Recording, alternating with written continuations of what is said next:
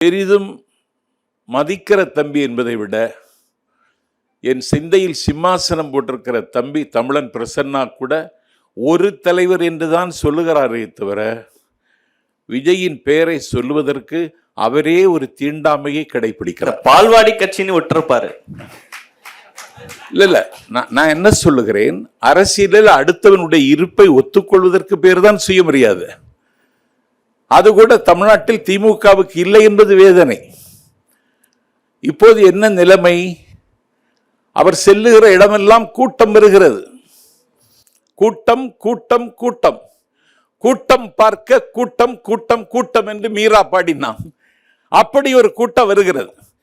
எனக்கு தெரிந்து பல கூட்டங்களை நடத்தியவன், பல கூட்டங்களில் பேசியவன், பல கூட்டங்களில் பங்கேற்றவன்.